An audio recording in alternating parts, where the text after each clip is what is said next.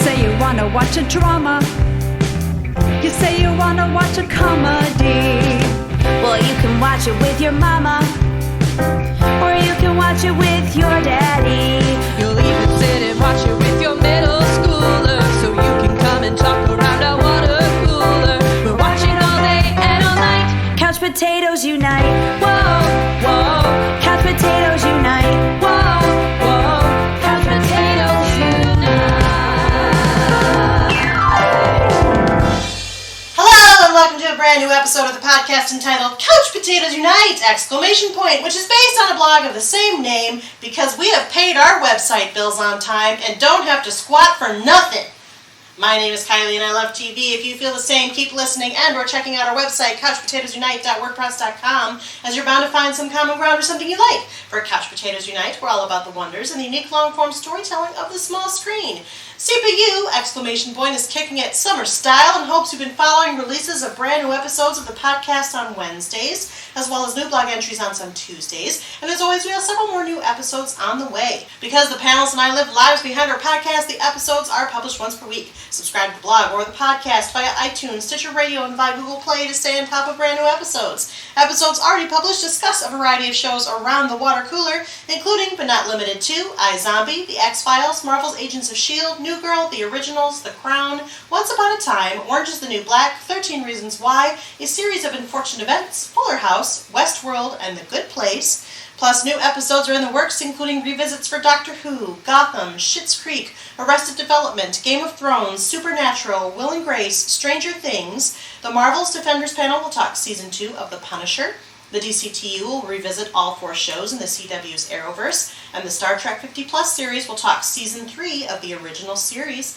We'll be launching new panels covering Jane the Virgin, The Americans, Riverdale, The Chilling Adventures of Sabrina, Altered Carbon, Mr. Robot, and Charmed. And because we look back at shows now past, we'll take a smallish look back at a short-term show from some kind of yesteryear called Freaks and Geeks.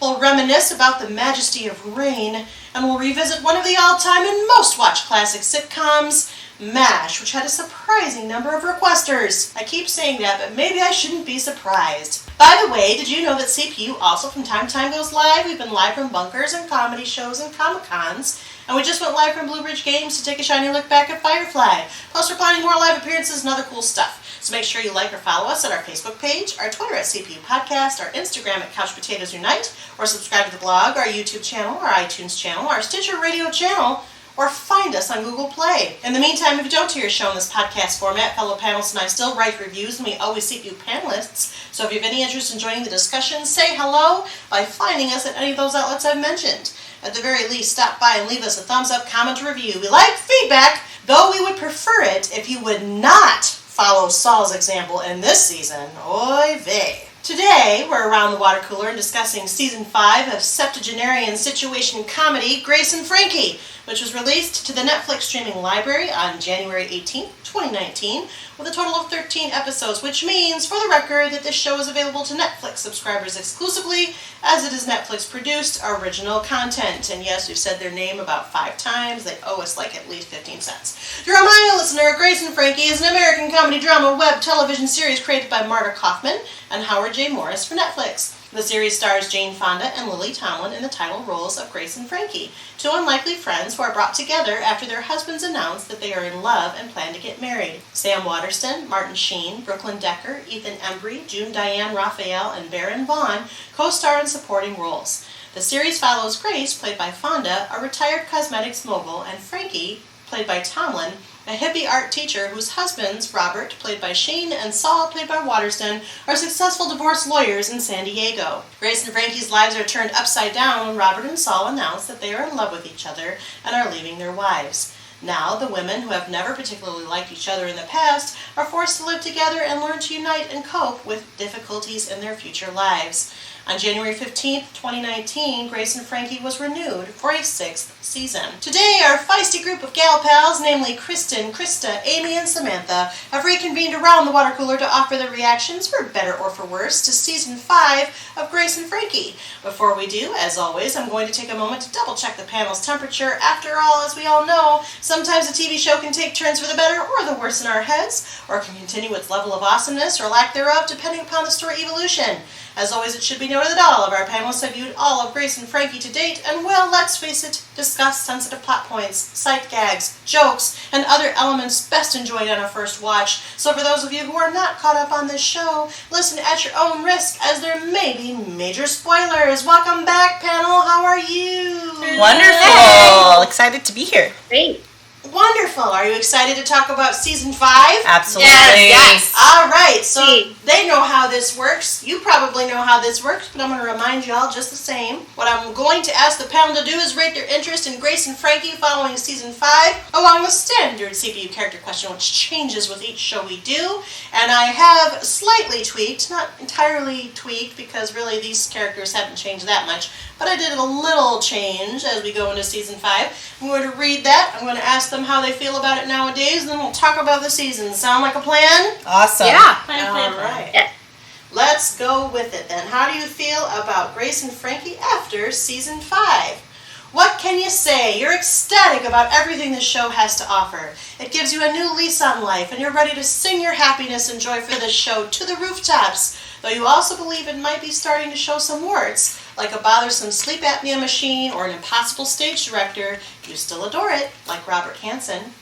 You really love it, but you feel guilty for doing so. You know it's not your family's and even some of your friends' cup of tea, but it makes you happier than you've been in years, and you believe that your loved ones will watch it and will come around to your way of thinking once they properly express their feelings in a healthy, constructive way, that is, even if healthy and constructive is somewhat inappropriately assertive, like Saul Bergstein. You have so many feelings about this show. You're up, you're down, you're high, you're sleeping in yurts, because this show about septuagenarians and a secret octogenarian is so wonderfully fun.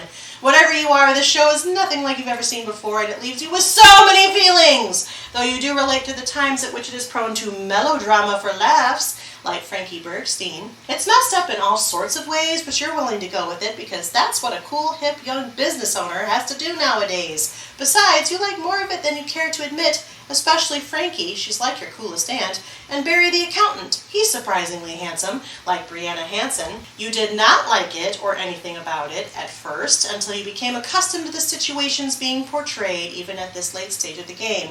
You then started to relax and found the show to be not half bad, or not as bad as you thought it might be after all. In fact, it's become a great comfort to you in times of stress and emotional peril, like Grace Hansen. You think it's all right, or that it's improved somewhat since you started watching, but really you're spending most of your time trying not to fall off the wagon, and as such, you aren't so apt to pay attention to what's going on with this show, like Coyote Bergstein. You dutifully watch it because your family watches it.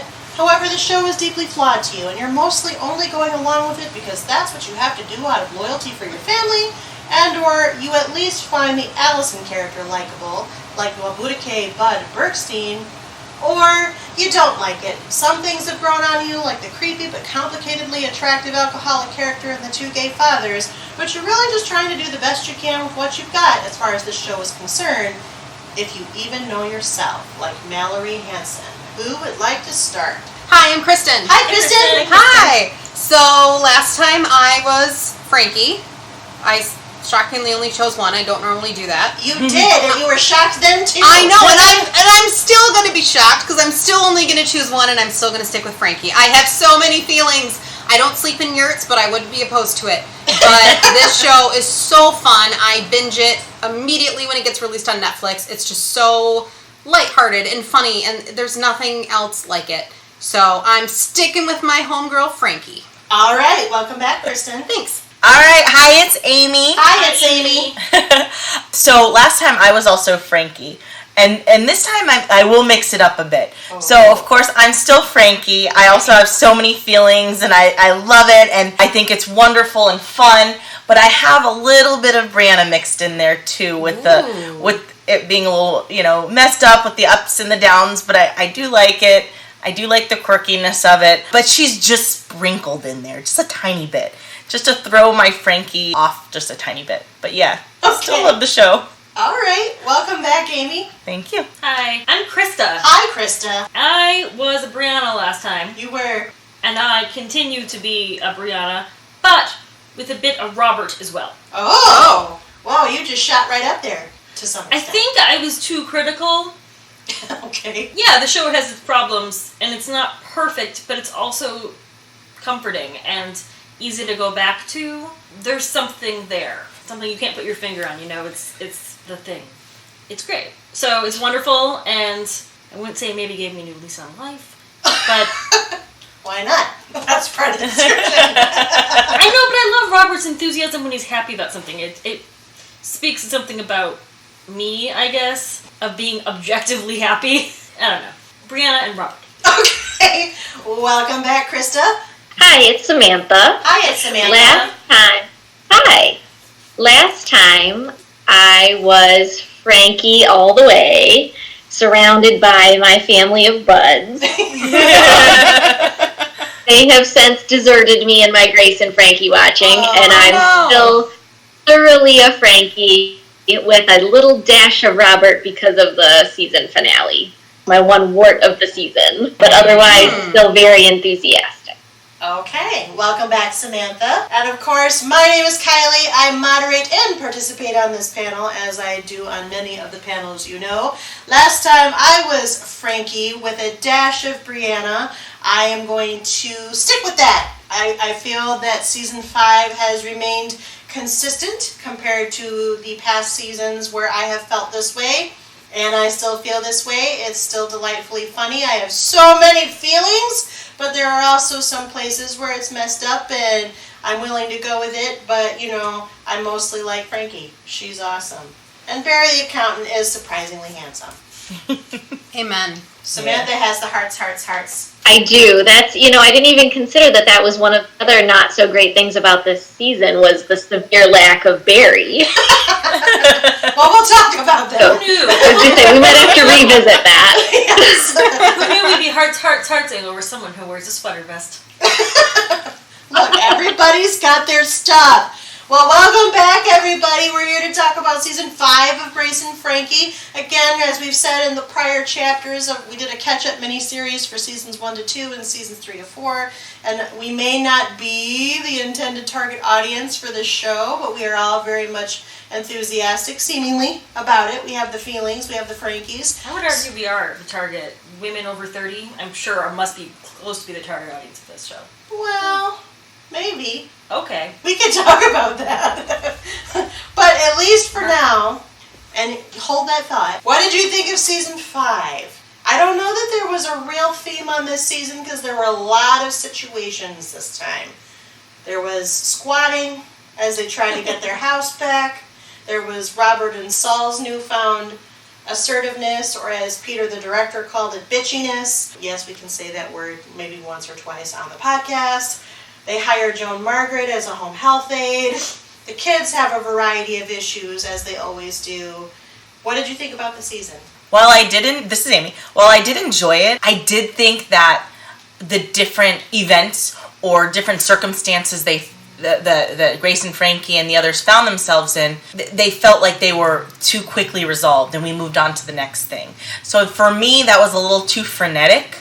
But I was still like, well, they kind of have done this in their previous seasons. Maybe not so much the first season because it had that through line of them dealing with, with their broken marriages and all of that. But this season, it felt like they tried to put a lot in a short amount of time. And some of it was super successful.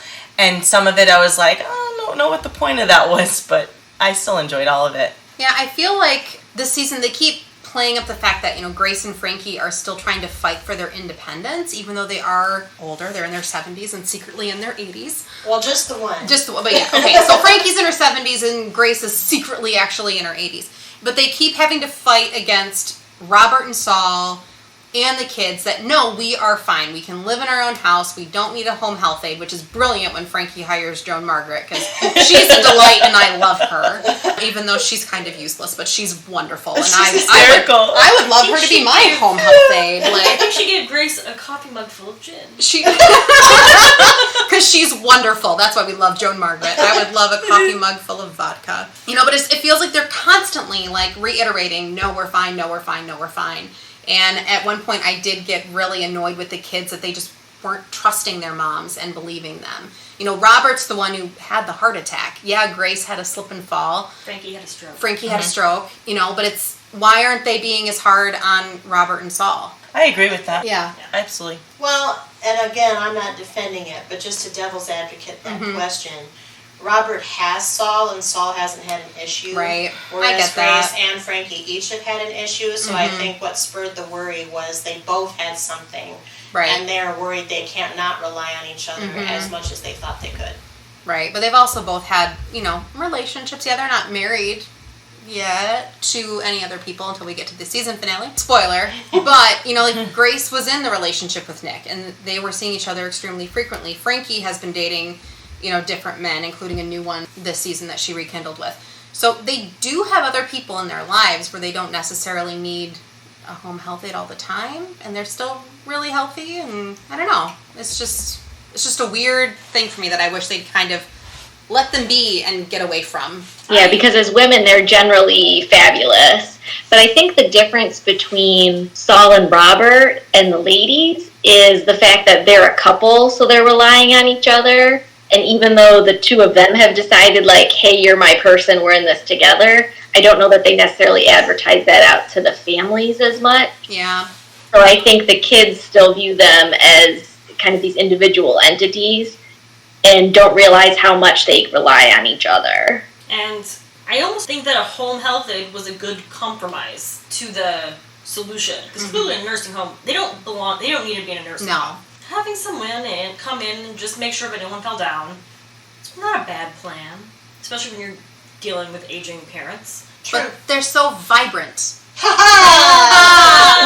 But it's true. Like, I know I made a huge pun, but they are extremely vibrant for women of their age. I mean, I still can't believe in real life Jane Fonda is the age that she is. Like, that's kind of mind blowing to me. Yeah. Even Lily Tomlin doesn't seem like she's up there as well. I don't know. So I get the home health aide, but at the same time, it's like, man, hopefully when my parents get to that point, if they're still that active, I'll be like, sweet, you guys are good, cool. Well, and that's perhaps what the show is trying to demonstrate to the larger public, is that not every senior citizen, once they reach a certain age, is invalid or, is so stricken by health concerns that they're not able to rebound. And I think when the show kind of addresses these subjects, I mean, they have very extreme examples in Grace being so sort of type A and still business and career oriented despite the fact that she should long be retired by normal standards, versus Frankie, who doesn't really care but still wants to feel useful and productive and like she has a purpose in the world. And I think that that's a common theme that we've been exploring as a society for a while, and it only means more now because people are living longer. And what does that mean to individual people? So I think, the show is definitely trying to expose some of those, I'm going to say, prejudices that younger folks have against older folks. Which isn't to say that some older folks may not need a retirement village, like their one friend who doesn't like her Adderall prescription, but other people, other people, might be okay to live in a beach house, which really a beach house is very calming, and the only concern is that it is a 2-story beach house. They could just put a bedroom on the first floor. Right. Problem solved. Problem solved. Well, there's so many of those external prejudices, but I think what's interesting is the Grace and, oh my gosh, Nick? Peter Gallagher's character, Nick, yeah. I always want to call him Peter and her Jane. I just get confused. Well, that's their real names. That's understandable. I think there's that sort of internal prejudice, too, of them questioning themselves as they get older. And I think those are the storylines that reflect it, where she's like, oh, no, you don't want to be with me. I'm too old. So to a certain degree, she's almost questioning how sharp she still is, too. What else did you like or not like about this season? The theater director, what is his name? Peter. I don't like him. He's kind of a brat. Yeah. He's too much. There's nothing funny there for me. At least I didn't. And why would Robert be Sancho? That just doesn't make any sense, because Sancho's supposed to be the younger. And I get that that's the joke, but that's such an in-joke. Yeah, that's a very must know the show and or the Don Quixote story to actually appreciate that joke. That's a lot of a joke that... And Man of La Mancha is not one of those universally popular shows. No. So I just felt like it was... Like, I get we had to have more conflict in the theater thing, but I would have liked the theater thing to go well. Yeah. Yeah. Like, it doesn't have to go, and like, all of the younger actors, the millennials, were portrayed as vapid, useless people who didn't know anything about their history or theater or anything, and that bothered me a lot. Well, we did talk in one of the prior episodes about how this show in particular seems to take pretty pointed jabs at millennials, especially through the Allison character. It was probably in our season 3 to 4 episode. I think the Allison character is the show's answer to how generations perceive millennials, but it is misplaced here because millennials are the caring generation. So there is kind of a lack of history motif that, is part of the social dialogue, but at the same time it isn't a lack of caring about the history, which is what was portrayed here. And though they have done a better job with Allison now. You liked her because you liked how the reactions were provoked by her. Yeah, I never disliked Allison because I think she's very much aware. Like, she knows. She's woke. I mean, she knows. She's just like, I know I'm a walking disaster. She's self-aware. Yeah. Yeah. And it's just interesting because Mallory and Brianna are probably the same age, if not younger than Allison. And just the juxtaposition of how they are portrayed because they are main characters. It's interesting. My favorite episode of the whole season was the crosswalk. Really? And trying to get over. Yeah, it's so funny. Why is that evoking that reaction, Kylie? Well, because I actually found the crosswalk to be one of the more tedious Yeah, it was very episodes tedious of the season. But there were some really funny moments. I loved all There the were physical moments. comedy. Yeah, no, the physical the funniest moment was Joan Margaret trying to cross the crosswalk for me. But then once it became declaring war on the auditor from the city who was looking at the time, I was like, nope, this joke went on way too long. Yeah, it did push that limit. Yeah. There's a lot of But I jokes that think went on this. it completely encapsulated Frankie's, like, stick it to the man, like, no, we're gonna, like, get something done, and her sort of rebellious I know, nature. it Most of the season, she's so, like, la-di-da, Yeah. lovey, and that was her kind of getting back to that, like, spunk. Yeah, it was her protest self. It which is always reawakened fun. her purpose, all for the love of crab legs. I get it!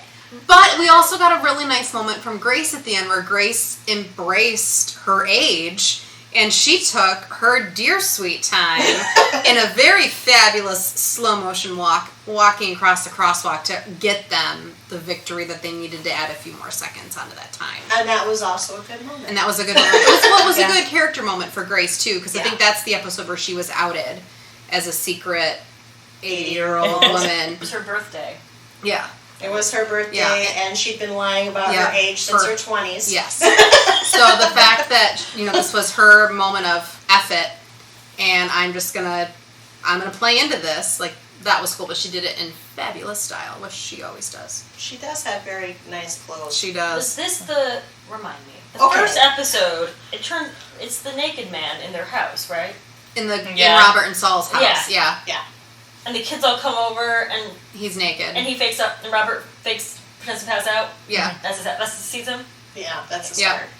Also, because they're at their house, that scene where Robert and Frankie get high is truly... That was my favorite episode. Hilarious! It was the best! That's my second favorite. That definitely was fun. Yes. Because I Love was seeing Robert that way. inspired, and then the fact that it was those two in particular was delightful and something the show hadn't really explored.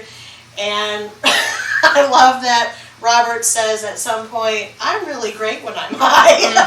Yeah. Well, it's a pairing that we don't see very often is Robert and Frankie. So there's that, like, shiny newness of, ooh, we get to see these two together. Yes. But then it's also the fact that they got high together, just cherry on top of that sundae. And it must have been some good weed, because they were really, like, into it. It was edibles, wasn't it? Yeah. It was. Yeah. Yeah, that's true.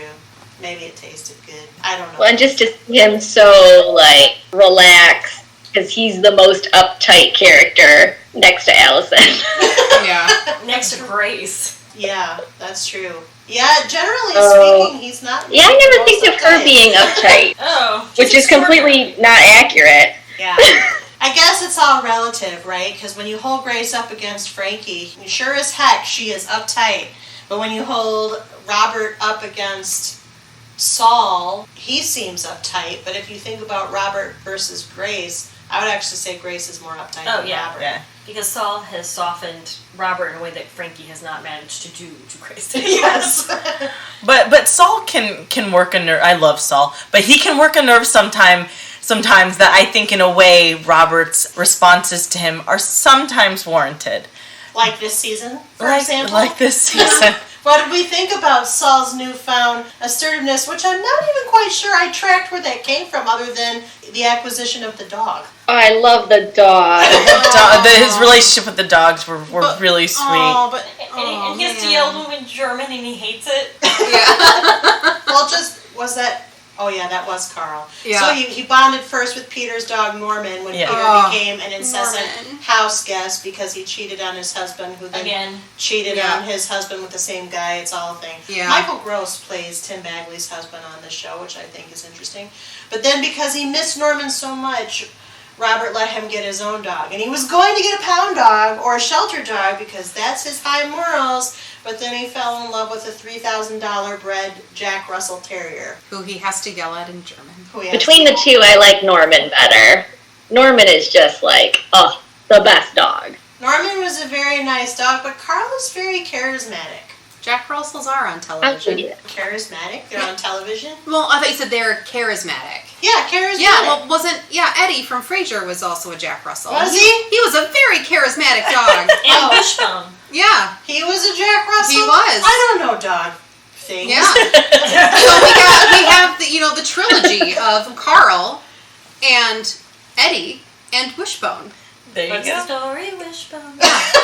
I'm not as familiar with Wishbone on account of being the old person in the room, but Eddie was a very nice dog. Yeah. And yes, R.I.P. Eddie. Mm-hmm. In your great doggy heaven in the sky, because all dogs go there. They That's do. another movie. That's a scary, creepy, weird movie. Well, that is another podcast. Sorry, I'm just... It's scary, creepy, and weird. It's traumatizing. I don't remember that. I But don't remember that that is definitely They go... The dogs die, and they go to... But it's the title. All It's dogs totally the title, yeah. I know, Like, you know that the dogs kind are of going warned to die. Yes, but they die and they go to like this purgatory hell type place, and it's kind of like a warning, and then he comes back to life. It's a lot. Anyway. See, Krista has feelings. Someday we'll do an All Dogs Go to Heaven podcast. Yeah. So I really enjoyed Nicole Richie in this season. Did you? I thought Yes, she was. I reacted that way. I thought she It was a funny. weird casting choice. I thought she was funny. I liked RuPaul way better as RuPaul was amazing. I was so thrilled. So hilarious. I didn't love Ru. I thought that was a weird casting choice. Well, and Oh, that's not at just all. it. So hilariously, last time that was Kristen's big spoiler was they're casting RuPaul. He's going to be this feisty, antagonistic force for the Grace and Frankie and whatever. But he was on 2 episodes and was rather underwhelming, and I don't like Nicole Richie. I'm sorry, I said it there. Sorry, fine. Nicole, if you're listening. Your dad sings some smooth jams, but I don't like you. Well, her whole storyline Shrill. was Shrill. was one of those that I was like, what was the point of this? They're always about to lose their home in some way, and then they get it back with some, and not lose their home. Like last season, they had The kids sold it without telling them. Well, Which was but just underhanded. Yeah. right, but I feel like they reclaim their territory really quickly. Like Frankie did it with the roommate. What's her name? I forgot her name. The Lisa Kudrow Cherie. character. Cherie, yeah. So she was able to reclaim that, but then they were able to get their home back relatively easily. And After they squatted for a while. they squat, but It was like a minute. it was like 2 minutes maybe. But And somehow talked I Nicole Richie into moving back. I just to feel like San there Diego. could have been more resistance or conflict or interest there. But it's okay. It didn't bother me too much because I was glad that they were back at the beach house. So I was able to say, all right, they just had to move along to get them back there, because that's where we love having them. Well, and what's the show without the beach house? Exactly. It just went so fast. I was like, give me a little more, you know? But on the other hand, I'm happy that it didn't last too long, because you know that, okay, they're selling their house, okay, they break out, oh, they're back. I think it's not going to last. The real cliffhanger was probably who bought the house. That was the cliff. And when we found out it wasn't Nick, who we all, I mean, I thought it was. Missed opportunity. I know, I was disappointed to find. I have feelings too. So I was a little mixed on that. But now that I'm talking through it, I'm like, okay, but how long could I stand Nicole Richie in the series? But you know, that's some true logic. It is. I agree with that. But in Nicole Richie's defense, I'm not a big fan of hers either. #simple life. Going for defense. In her defense, I did watch the 2 seasons of Great News on NBC. Mm-hmm. Nicole Richie's in that. She's a side character. She's one of the anchors on the nighttime news show that they work on. But she's very funny because she just plays into that real vapid personality, but in a really funny way. And so I could see why the producers were like, hey, she did really great on this one. Mm-hmm. Here's a similar character that she could probably do pretty well at. For what she was hired to do, she was a good fit, but I don't know if the pop star route was the best way for them to go in general. And I mean, if we're talking relativity of the pair that she's most associated with, which includes Paris Hilton, I'm glad it was her. Yeah. But I think, Amy, I take your point. It was wrapped up really quickly, and I agree. I thought, well, that was the shortest squat on record. On the other hand, I was real happy that Karina was gone. Yeah. And RuPaul, I wanted more from RuPaul. I feel like he was severely underused because of the fact that they had RuPaul. Yeah. Maybe he was only contracted because he's got Drag Race to do, but it's still... that could have been it. It could have been a scheduling thing, too, where they only had a certain amount of time with him. Yeah. Who knows? And it was just kind of a weird chemistry, really. Mm-hmm. Mm-hmm. It didn't strike me as... I never laughed at any interchange that RuPaul had with Grace and Frankie. It was a weird vibe. It almost made me think, he had an hour and, let's just do this thing. Yeah, pretty much. I kind of phoned it in even a little bit, I would say. And I almost... Granted, we got Rue's general demeanor, but I think it might have been funnier if Rue came on as RuPaul. In the drag persona, as opposed to, whatever. That's true, because they could have they could have had a real fun instance where, the gang goes to a drag brunch or something, and RuPaul's hosting it, and who knows? And they mined a lot of interesting, Robert kind of exploring what it's like to be an older gay man. And the older man gay bar. Yeah. I want to go hang out in the older man gay bar. Yeah, that's like a classy joint. It looks more fun than the younger one. For sure. Absolutely. I mean, that being said, I would super go see Kesha. Well, I suppose I can't blame the crowd for wanting to go see Kesha. Right. For those who enjoy Kesha. Right, but then can we go to the after party at the Old Man Gay Bar where it's classic Hollywood? Yeah. Because that would be my... The vibe was so much... I mean, I'm personally going to vibe that kind of club as opposed to the Kesha Electronica Dance Club business. Mm-hmm. Sorry for fans of Kesha out there. You can be both. I'm a fan of Kesha, but I want to go hang out at the classy gay bar. Yeah. The low-key classy gay bar. Yeah. Well said. Yeah. Hashtag I'm definitely a millennial. A bit that I particularly enjoyed was Mallory and her daughter making the fence out of joints. But not knowing it. Yes. And then the principal smoking one. Yes. And after he calls Mallory into his office. And then her having sex with the principal on the roof of the school. Did I miss that? Did she? Was it on the roof? She explained it. The roof. So maybe it was the roof of his apartment building and on his Nordic track. Yeah, she says that to Brianna. She does explain the Nordic track. I remember that. Because Brianna says, how? And she demonstrates. Yeah. And she's like, I see. But in Mallory's defense, he is damn dreamy. He is kind of dreamy. Barry and the principal, whatever. He's no Peter Gallagher, but we'll take it. He's no Peter Gallagher. Peter Gallagher is a silver fox, and that's exactly what you can't compare. Not at all. Oh, Peter. I actually think David Walton's kind of cute, though, even though he was the sad sack Jumbotron guy. Yeah, he was cute. I liked him. Me too. I wish they would have kept him around longer. But then we that could have been a nice gag. Yeah. But the whole Mallory storyline kind of confuses me. She seemed like she had it so together, and now she's fallen apart so much. And the whole, kind of, it seems, working for free as her sister's assistant. It's like, what are you doing, and where are your kids? School. Yeah. I realize I sound super judgy. No, but, Mallory's always kind of been my least favorite character, so I take your questions and points fairly well. But the kids are at school. That's how come we get the diorama with the joints as the fence. So. Well, right. But if it weren't for the joints, we would hear nothing about the kids. That's true. Well, they're also They're probably nice. spending time with their dad. Theoretically, there's some joint But the show's not about the kids. Well, not about the grandkids. It's not about the certainly. grandkids. It's No. about the parents and the kids. Yeah. So, I don't mind that we don't see them. We know they're there. But Grace doesn't even know their names. Yeah, that's true. It's also falling into the the stereotypical trap of all television shows. When there's young kids involved, they just don't get mentioned or seen for long periods of time. Like season 2 of The Marvelous Mrs. Maisel. She has kids, we never see them, and it got a lot of flack from very concerned parents about, Midge, where are your kids? And Well, she's the title role. she is. Exactly, but it's I'm not watching it's the about show, the but I fact that, see that oh, you situation. should. I It's request on a the- podcast. It's already on the list. I know. You're already attached. Sweet. But it's about these women and these mothers being more than just a mom. So it's nice. Yeah, it's falling into that TV show trope of where are the kids, but at the same time, it's not about the grandkids. It's about these women outside of their life as mothers. And to be clear, I'm totally fine not seeing the grandkids. I don't think they should be wishy-washy and go back and forth. Either they're there all the time or just totally Not there. not at all. Yeah.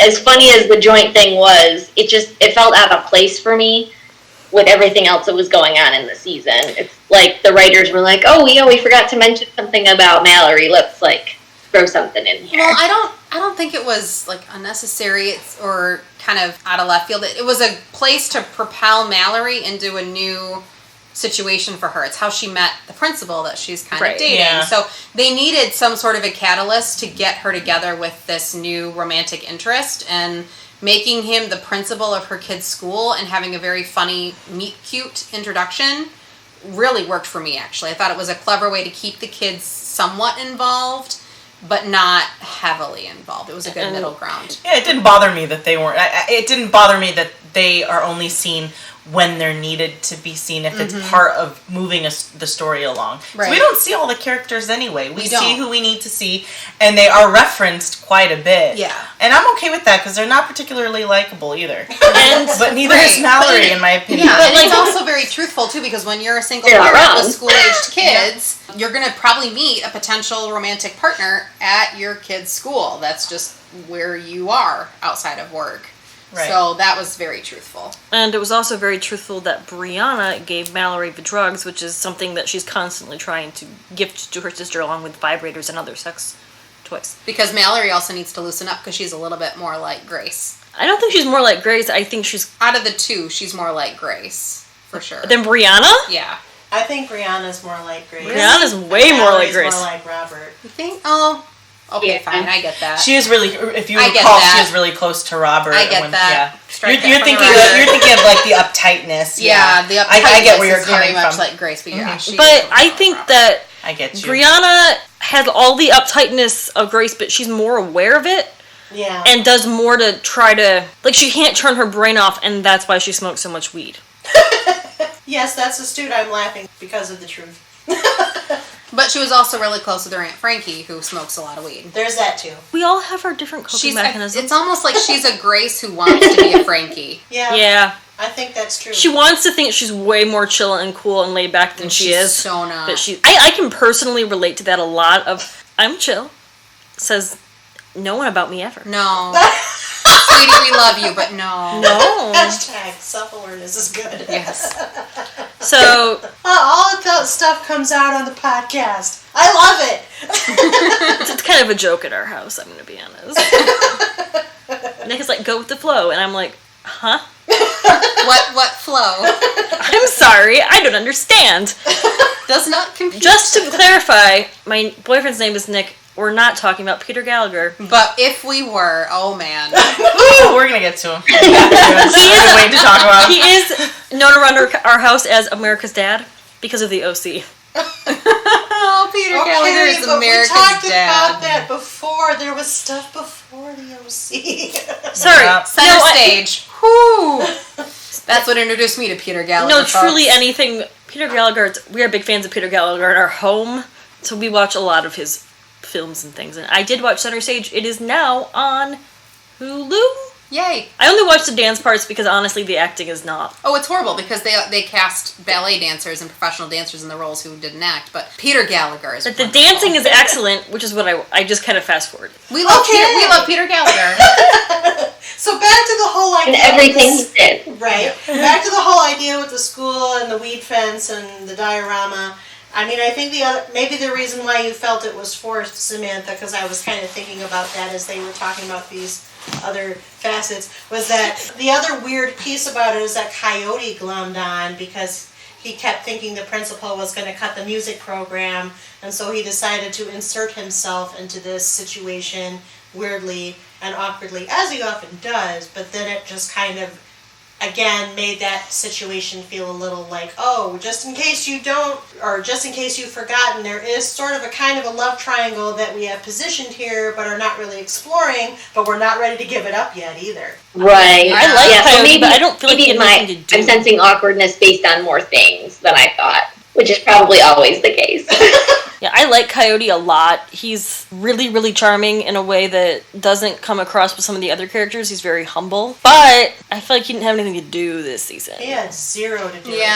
except for the secret half brother Yeah. that beat him up. Yeah. He gets punched out by a mysterious younger guy, and it turns out that it's his biological mother, Crystal's son. Yes. And he thought that Crystal flew up to California from, Texas, and was having an affair with Coyote, and that's why she was gone for those few days. But nope, surprise, it's his older brother. I'm so glad that he didn't end up being Coyote's son, though. That's the way true. they were Yes. going in that direction, and I was just like, please, no. You don't need that. No. Yeah, same. I agree. I'm really glad they went with the brother, but it was the most substantial thing he had to do all season. Yeah. Because he wasn't, I mean, he did a little bit with the wedding, but not. Yeah, not anything significant, really. He was kind of, again, a device, somebody to rely on for some occasional physical comedy when warranted. But he's had a lot to do in previous seasons, so I was okay with them giving Coyote not necessarily a full back seat this season, but a mini storyline, and then letting some of the other characters more fully develop. It was just nice for a little change of pace. We had to see Bud more. Yeah, and we got to see a little more Mallory. Bud more outside of Grace and Frankie. Yes. Because Allison's parents are a trip. Yeah, one of them was the guy, he was in Friends, and he was the one that spanked everybody that made Chandler uncomfortable. Oh! Hey, Dad? Oh my god. Oh my gosh, I didn't recognize him. He's much older now. Maybe Yeah, that happens 25 with years age. Years passing, crazy. Oh. But yeah, he has a preference for Allison's, I don't know if he's an older or younger brother, but the one that's in prison. He doesn't know they're in prison right away, though, because No one's Allison told him. has this complicated relationship, as does Goldie, her mother, with this man named Vince, their father/husband, who she just feels she has to cuddle his expectations and feelings all the time. But that comes and pays off in a nice way by the end of the season. Yeah. And I like that Bud, stood up for Allison completely, which was just lovely to see. And then also, I didn't mind that he outed the brother for being in prison. Oh, I didn't mind it at all. No. And I thought that there would be harsher repercussions, but there totally wasn't. And I was like, oh, good. Well, I'm because glad. he said to her, you understand why I did that, right? I mean, I know I shouldn't have said anything, but you get it, right? And she did capitulate. Yeah, I get it. So they have a nice relationship, despite the fact that she's Allison. But she seems so normal this season compared to past. That's true. That's not to say that if we saw her just this season, we wouldn't say she'd still be Allison. But they've definitely toned her down a ton when you have past seasons to compare it to. But motherhood does that to people.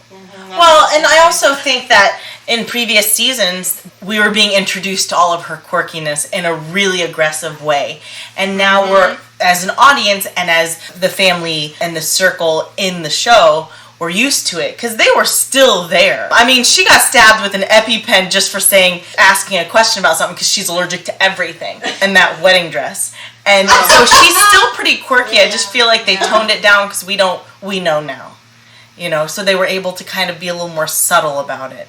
I don't know about subtle, but a little more like, I think they laid back about it maybe. Yeah. I was so mad at Peter and the dad, Vince, about the food for the wedding, and they were just like completely ignoring, and she's like, I guess I just won't eat. And I'm like, does he have to be so terrible? Peter, specifically, in all the ways. Yeah, he's one of my, I could do without him in this The wedding season. was nice, even with the weird dress. Yes. I was expecting something like more outlandish than that, and then I saw it and I'm like, okay. Yeah, it was a little Victorian meets the 80s, but it wasn't totally offensive. It wasn't as offensive as people were trying to like prepare us for. I know, I was like, totally expecting her to come out with like big taffeta and Princess Diana yes. sleeve situation. Something. Maybe even something not quite white, something with a bright color. Yeah. Or a something sack. something that had been preserved and was just kind of like Yellowish. yellow. Yeah. Who knows? Yeah. Samantha. Well, I mean, I'm just processing everything you just said. this is the character we're talking about, which is why the dress was so surprisingly not as bad as they warned everybody it would be.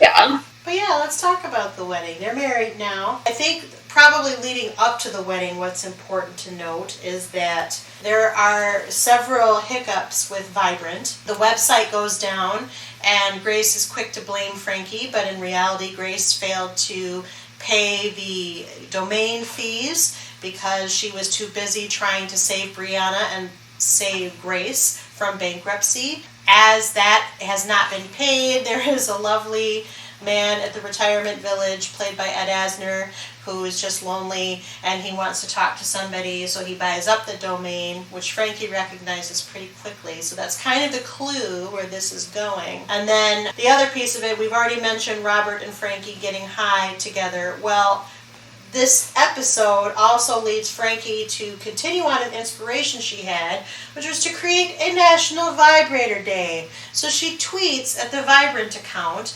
that if you retweet her post about free vibrator and a donut day, you'll get a free vibrator and a donut. And it's retweeted 50,000 times. So Grace is beside herself because how are they ever going to afford to supply that much? They kind of ship like 25 at a time. But then Frankie wants to keep the promise. So Grace is kind of dealing with Peter. Peter and Grace are back together again. Sorry, not Peter. Peter Gallagher. Nick and Grace are back together again. You've kind of been hinting at him this whole time. So I don't know if you want to talk about their recoupling before we get too far. But they're back together, and Nick's trying to advise Grace, you want to make one of those videos that doesn't promise anything and says vague stuff that kind of, apologizes but doesn't really admit faults and blah, blah, blah. And Frankie's like, this is bad news. This is a promise. We have to keep it. Kooky. He calls her Kooky. And they're back and forth. They even go so far as to make two different versions of this video where they've edited each other heavily, and it's quite a big fight. So Grace blows off for the Maldives with Nick. This is a planned trip she wasn't prepared to take, but she takes it. And in the meantime, Frankie actually gets her crap together, and Vibrant runs fine, and she's got her own system, but the system works. And that also includes the wedding. So there's a lot of setup. What do we think about all of that? And then also, just so we don't forget, we completely skipped the yurt, but I'm fine with that because that is whatever. Yeah, that was a one-off episode. But also, Grace takes Adderall and completely bombs the company and actually for real retires. Yes. The heretofore mentioned Adderall from the old friend who didn't like it, she steals and takes because she thinks that will give her energy to keep up with her obligations, including Vibrant and Say Grace and her general she is, living. 80. And what? She is slowing down just a teeny tiny, but she's definitely abusing said Adderall. Yes. Which is no shock to anybody because she overindulges in everything that she, drinking or whatever makes her feel good or accomplish what she needs to accomplish at the time. This Adderall storyline was slightly reminiscent of Jesse on Saved by the Bell. Just gonna say it. Just gonna say it. Yeah. I agree, Kylie. I agree. I liked the wedding. I liked Frankie's ridiculous post-it notes a lot. That cake that she made, I made for my sister for her birthday. You did? Yeah. Did it successfully burst? It did. Awesome. Congratulations. It wasn't quite as big because it was only for like 6 people, but you know, what are you gonna do?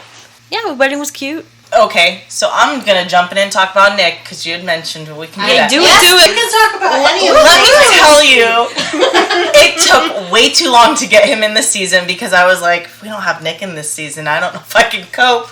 So finally, Yes. here's my thing with Nick.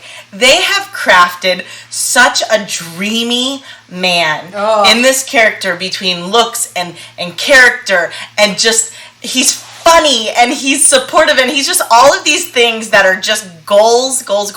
And I will watch any episode multiple times with him in it because he's delightful, you know, next to a character like Grace and next to a character like Frankie. I was happy to see that they weren't immediately together, which was fine, but the fact that he did end up coming back in her life, I was like, oh great, that's awesome, because that pairing just makes me so happy, and I love him as a character. I love him as an actor, but that character, whether realistic or not, I don't care. I live in my own little fantasy world when I watch his episodes. Do you have the hearts? I have the big hearts, and none of the other guys, all the other characters, all the other actors pale in comparison to Nick, to Peter Gallagher's Nick.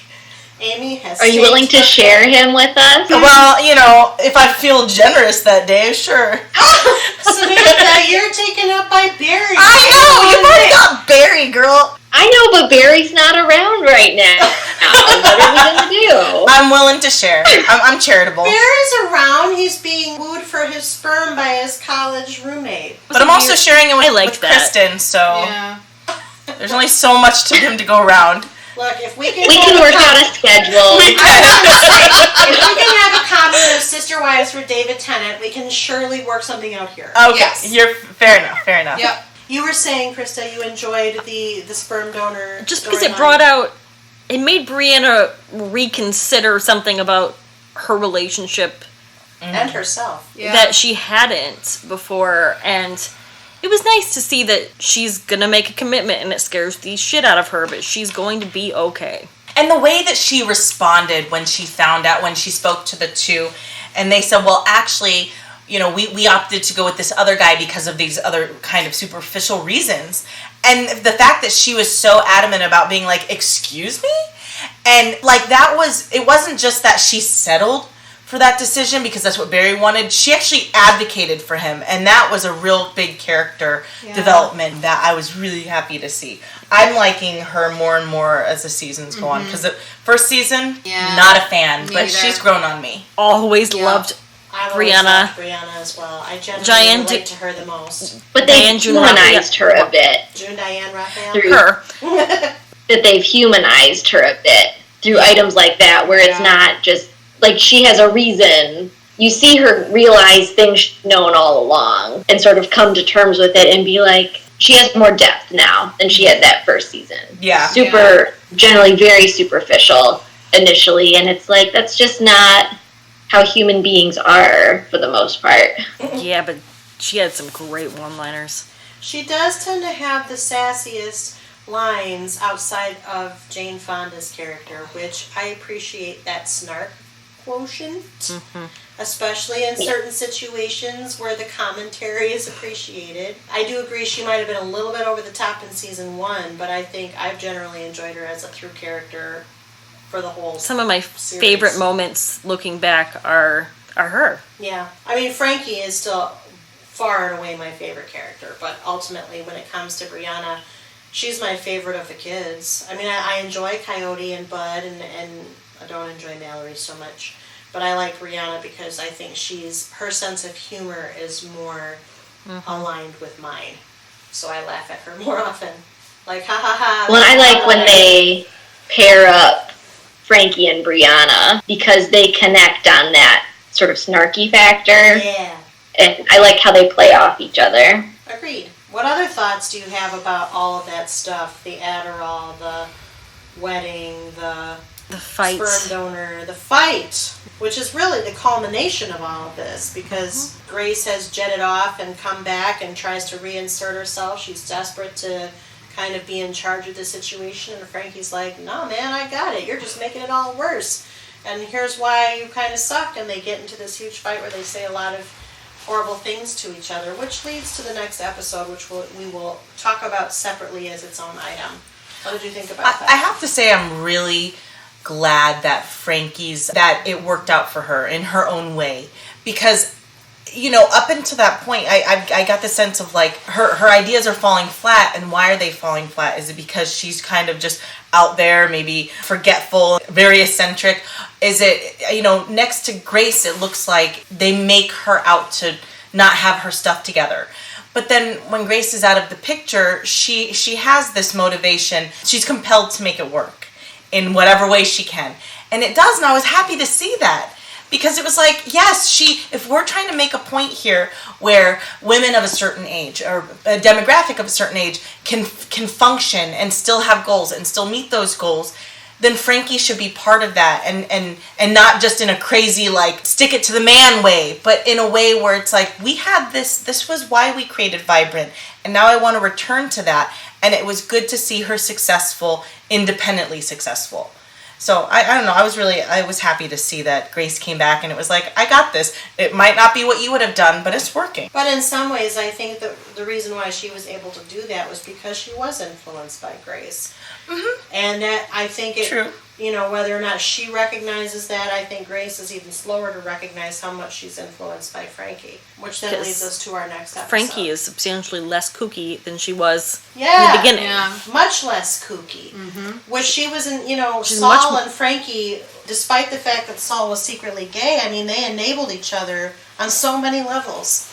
Whereas Grace and Frankie actually challenge each other to be something else or something better than they are. which I Frankie's a think is lot more important. level-headed, and she's still Frankie, but Yes. She still has crazy ideas and awesome one-liners. I didn't like the fight because it felt so authentically uncomfortable. I found it tough to watch, but I also think it was effective because it was so tough to watch. Like, you believe that they're really done. Yeah. And it's like, oh no, is this the end of the show? Like, you guys have bickered before, but this is definitely something different. They had never fought like this before, and I agree with Smith. It was hard to watch when they just laid everything out there.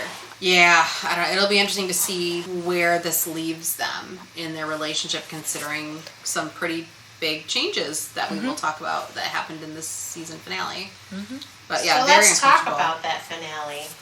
So this. Oh, I hated it. Well, let me set it up, but clearly you have the feelings. Yeah. Okay. So didn't hate. this huge fight ultimately leads to the women kind of in their separate corners on the beach, considering what life might have been like had they not decided to move into the beach house together following their respective divorces from Robert and Saul, which gives us the sort of tropey "It's a Wonderful Life" thing about this is what life would be like. So I'm just going to kind of read what I wrote because it's different enough that I'm not going to remember it just to rattle it off. You've got Frankie living with Robert and Saul in the beach house. She's suffered 3 strokes, not just one. And Saul's kind of uber taking care of her while secretly they're moving out of the beach house because Robert wants to start their life together and they haven't been able to do that. Grace married the patio prince, Jack Patterson, played by George Hamilton, and has some very scary plastic surgery, but really good makeup. Good on the makeup artist. You just scared the bejesus out of me. Yep. And there was a disastrous 40th birthday party for Brianna, where Mallory's still trying to party plan, and Bud and Coyote, Saul's trying to convince Bud and Coyote one of them to take Frankie in, since he no longer wants to do it. And then Brianna, who doesn't want a birthday, shows up not without a bra, but she has a shirt on. And then the main focus of this is that Grace and Frankie, they reconnect, they're not getting along, but the big kind of through line is the samovar that Babe left once she passed away. They each believe that it was left to them. They both realize that it was left to both of them. and that Babe was actually trying to send them a message. Oh, and by the way, the samovar is her urn. So there's that piece. It's kind of through this It's a Wonderful Life episode that the two women kind of reach their real life conclusion that their lives were made so much better by becoming friends. So what did we think about this very kind of isolated out of the step of normal Grace and Frankie episode? It's too long. I still hated it. Samantha's like, my opinion has not changed, especially since you read that summary. It was a very nice recap, Kylie, but it doesn't change my opinion. Well, why though? Why did you hate it? Why did you hate it? Because there was just such a phoniness, and I know the reason I hated it is totally the point of the episode of just how plastic surgery-ified everything was, and just the extremes for both of them to make them realize it, but it just felt phony to watch. It was like, it didn't have its normal charm. It didn't fit in theme-wise to me visually either. So it's like we were going down this path and you had just all the angst as a viewer from the fight, and then all of a sudden you're thrown this curveball of alternate storyline, which generally I don't tend to like those in the first place. So that already had it going against it for me as a viewer. But yeah, just the whole time. And then when I realized it, I didn't even realize it was the finale as I was watching it, because Netflix and binging, you just keep rolling along. And when I realized that was it, it was like, what? I felt totally cheated that was my season finale. I yelled at my TV because then it ended, and it like, these are some other shows you like. There's another one? Wait, what? Right. Like, I wish it was that reaction. I wish it was intercut with like some present day, like what was happening back at the beach house with the rest of the wedding and the kids and stuff. I wish it was more intercut with some present day activity, and not just an entire half an hour of flashback. Well, they had them at the end though, where it was present day, didn't they? Am I making that up? Yeah, they come back to the beach. They did. The ladies are like, I really just a love minute you. though. Yeah, just for a minute. But I think, I didn't enjoy it either, and I think that was the point, and this is what, to riff off of what Samantha said, yeah, the vibe was different. I did not like it, and it didn't have the same charm.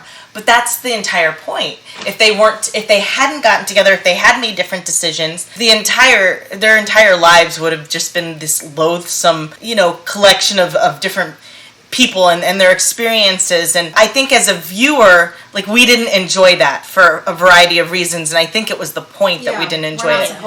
I did. I knew it was the finale only because I count episodes, so I can budget my time. So I was like, okay. I thought it was like in the future. I couldn't figure it out until I was like, oh, this is an alternate thing, and I don't like it. And I'm so glad that this didn't. So when they actually came back to the Grace and Frankie that we know, it was like a huge sigh of relief, where I'm like, okay, it's the end of the episode, but whew, I'm glad they're not going further with this whole idea of alternate endings or whatever. But it would have been nice to have a little more present day, but I understood why they didn't. Yeah. I think the real question is, did we as the viewer need this episode? You're absolutely right, Amy and Samantha. I think the point is to show the characters that this is what life would have been like had they not done what they did over the course of the past 3 years, show timeline, 4 seasons of Grace and Frankie. But to have a whole episode and for that to be the end note on the season, this is very much, typically these alternate dream sequences usually land somewhere in a middle episode. It's kind of like a filler. It's something that doesn't really propel the plot. It gives exposition or a realization or an epiphany for characters. That's what it did here functionally, but it was in a very, very weird spot. Mm-hmm. And then you had kind of the knee-jerk over to Grace randomly and spontaneously eloped with Nick. Which I kind of loved. Right in its spot, though? No, I didn't like it there. I liked the fact. I didn't mind it being last. I like it as a cliffhanger. Okay. Yeah, because the elopement happened off screen, so even we as the viewer were not aware. It was when Frankie found out, is when we found out. But to kind of circle back to the whole alternate reality sliding doors thing here. Sliding doors. Yeah, sliding doors. Gwyneth Paltrow, 90s, where she pretends that she's British. You know, I mean, Kimmy Schmidt again? It was definitely, I agree with the fact it was meant to upset us a little bit, to make us a little uneasy, because we just left them with the fight. So we were already uneasy. And then, like Amy said, not knowing where this alternate was set. Was this alternate from day one when Robert and Saul said that they wanted a divorce from Grace and Frankie? Or is this a year or two down the road post-fight? Like, is this what happens when they don't reconcile? So we're already unsettled from the fight. The unsettledness continues with this alternate reality. We have the moment of relief of, oh my gosh, okay, we're back in the present. Everything's going to be fine. They're reconciling. Great, this is the world we know. Oh crap, here comes the truth bomb that Grace and Nick got married.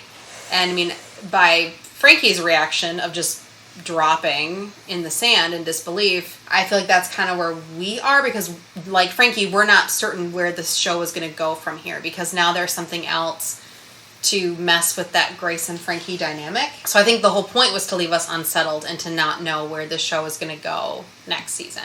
You know, obviously I don't know if Grace and Nick are going to still continue to live with Frankie or not. If they're going to want to live in the beach house, or if they're going to move into Nick's penthouse or one of his many other properties throughout the world, probably. We don't know. We don't know what's going to happen. I think we do. He said, I'm part of the Kookie's part of the package. Well, getting married, yeah, but does that mean living together? I thought, yes. I think so. Definitely. I think he realizes how special Frankie is to Grace and how much they need each other. Mm-hmm. But Frankie doesn't know that. Not yet. Not yet. And is she going to want to? Is she going to want to really like part of the her? package? I think Nick really actually likes Frankie quite a lot, and that's why he calls her Kookie. And I think there's going to end up being a pretty endearing relationship. Because if he truly found her that annoying, he wouldn't be hanging around as much. He wouldn't be part of that, like, ceremony.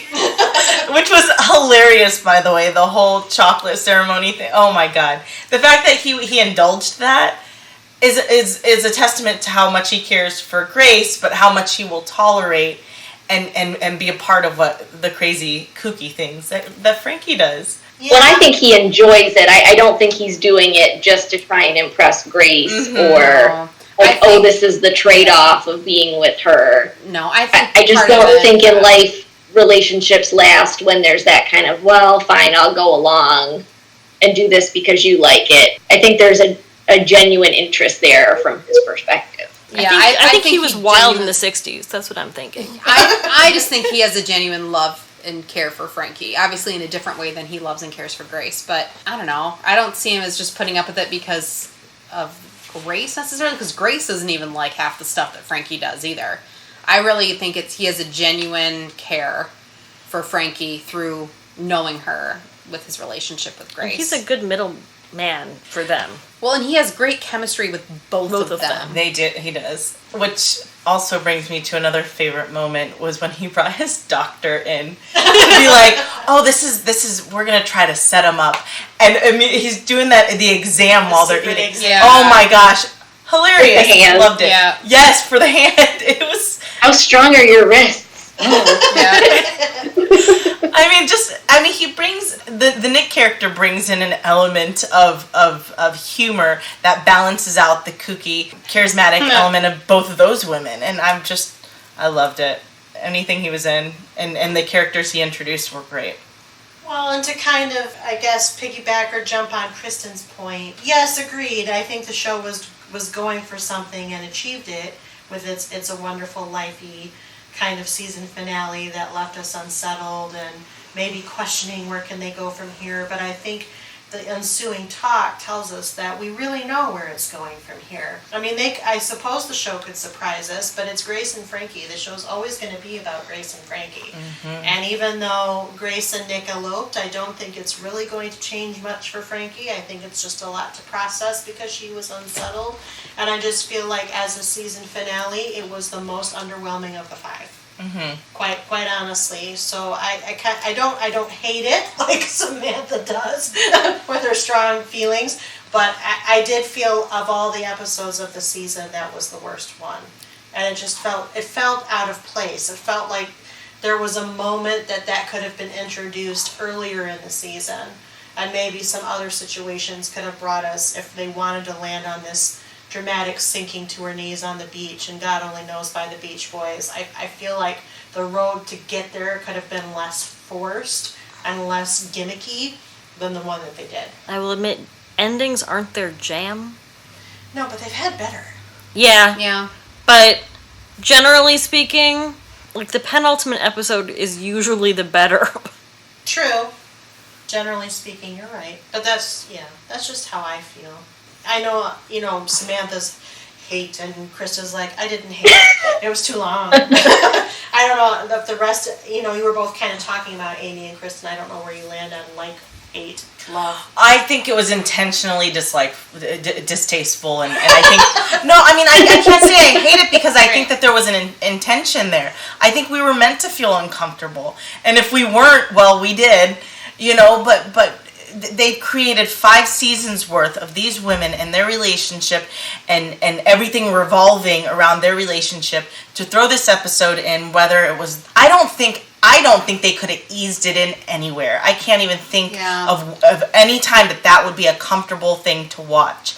But they put it at the end, and maybe it was anticlimactic and a little awkward, but I think it would be awkward no matter where it's placed. Personally, I was completely uncomfortable. I didn't like it. I wanted to be out of that realm completely, and we were, thankfully. It didn't, because it felt like, I was like, are they ending the series this way? Like, are we not going to have another season? Like, what are we doing right now? Thank God that's not the point. That wasn't where we were going with that. But I think it wasn't my favorite, but I feel like we were meant to feel uncomfortable. Agreed. It's not that... I don't hate it. Yeah, I'm going to say I don't hate it. Yeah, I don't think the fight would ever be fun to watch because those are the two heroines of the show. Mm-hmm. So to see them fighting against each other would be uncomfortable wherever it was. I just felt it was misplaced. Yeah. So Grace and Frankie was renewed for a 6th season. You've kind of talked about what you expect to happen with them. Is there anything else you hope to see in season 6, or any predictions, hopes, wishes, or fears? I want Brianna to truly step into her own mistake, Grace, and have Mallory actually work for her and pay her sister because she's smart, like Grace says.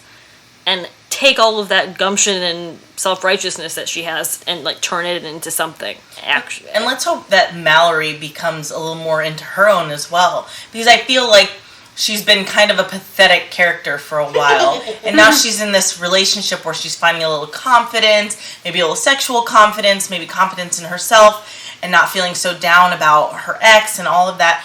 Hopefully next season they start to give her character a little more meat that is a little less pathetic and a little more like. And I think the actress does a great job. I just don't think that they've given her a fair chance with her character yet. I think if they're going to use the kids, they should use them in a more balanced way. I think they had the best balance was in season 4, and I feel like it lost a little balance with the kids again. Mm-hmm. This season.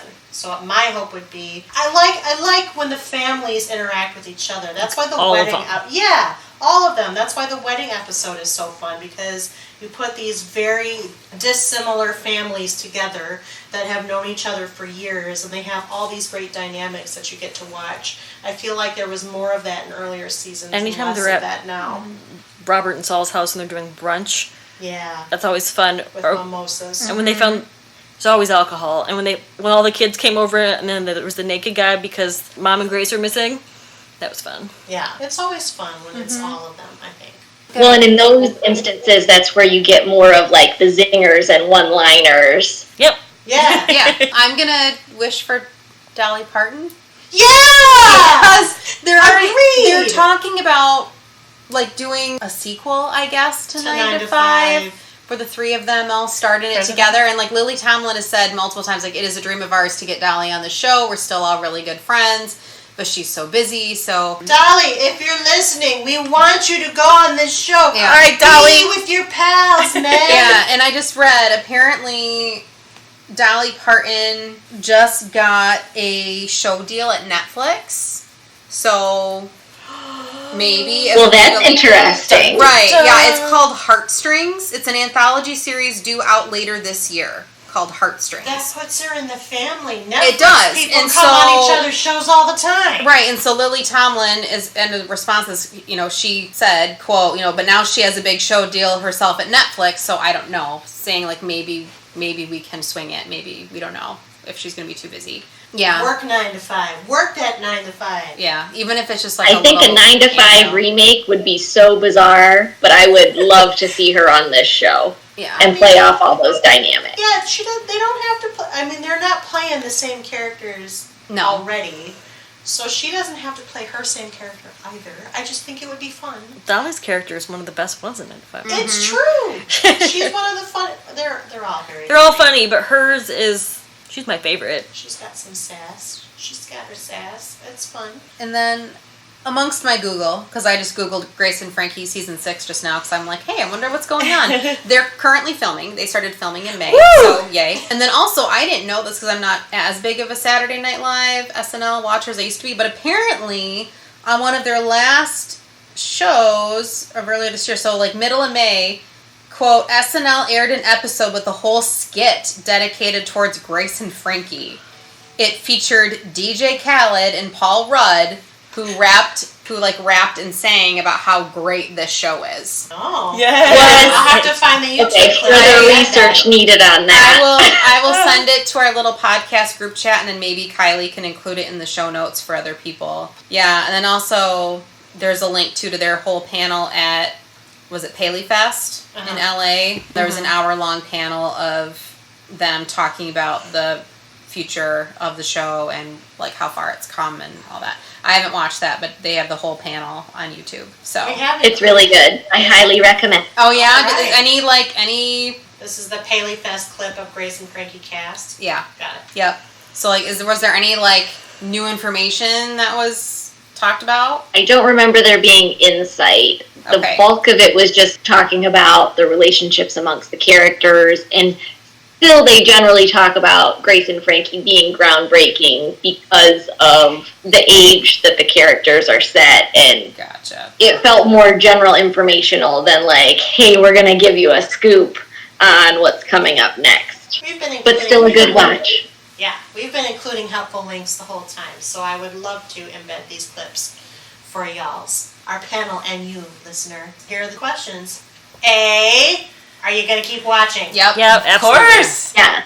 And would you still recommend Grace and Frankie following the 5th season? I still do all the time. Yes. Absolutely. No reason to change your mind? Nope. For some reason, my mother still doesn't watch this show, and I don't understand. Well, the last time you went on about how she wouldn't like the language and topics. That probably is the reason why she hasn't watched it. Okay. But she loves Lily Tomlin and Jane Fonda, so it's frustrating. Well, just maybe I keep can working hook her over. with Peter Gallagher. Yeah. And don't mention the vibrant stuff or anything about lube or She energy. will love it Just so much by that focus point on she these won't people. even care. Exactly. Because that's not even the focus. It's just part of their lives. It just but keeps it's not them busy for a about few it. minutes. It's And part of their also, world. by the time they get to the vibrators for old people, we're in this to season 3, so it's gonna be all right. Yeah. She'll like it by then. Yeah. You'll love it. She'll have no choice. It's a likable show. Yeah, it's a really likable show. It's funny. And I feel like it appeals to a wide range of people. Agreed. Yeah, I mean- I've recommended this show to quite a few people. I think it's a light watch. It's funny.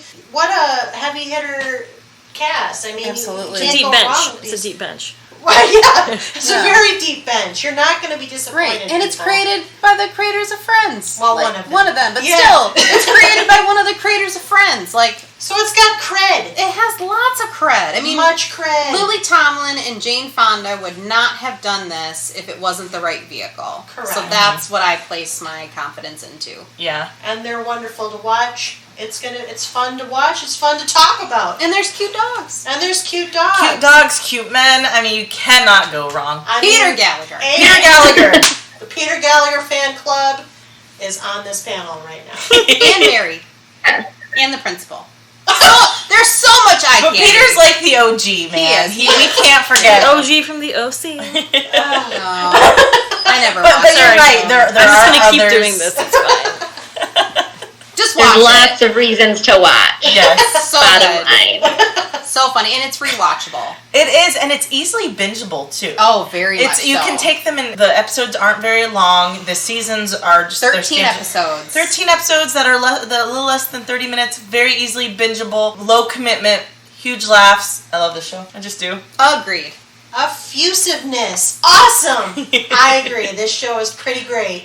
So, is there anything else you want to say to its greatness at this time? We're good. Go watch it. Go watch it. And that's about the best we can end a podcast panel and a podcast recording on as far as notes go. So to that end, what I'd like to do is thank Samantha, Amy, Kristen, and Krista for joining me once again to talk about Grace and Frankie Season 5. And because we've talked about Grace and Frankie Season 5, it's now time to roll credits. Couch Potatoes Unite!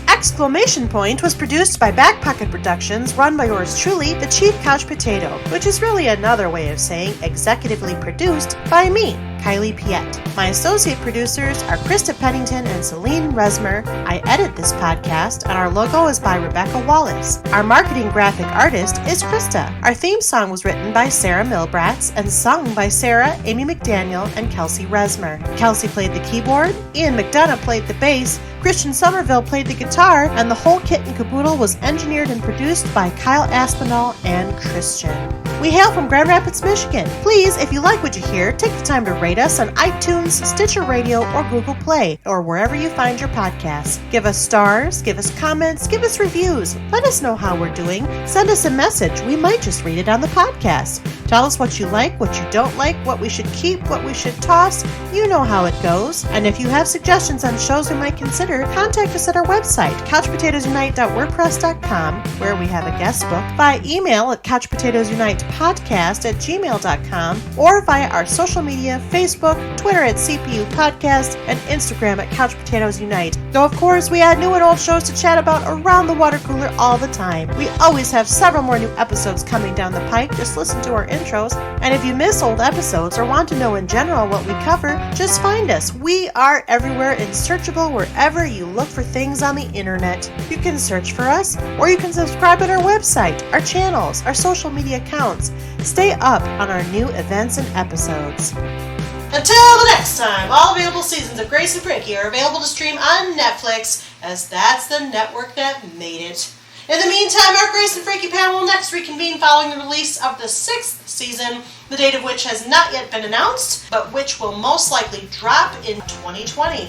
As always, keep a weathered eye to CPU for all the deets. In the meantime, and until next time, until next episode, new episodes published every Wednesday. Keep listening, keep watching, stay tuned. Bye-bye.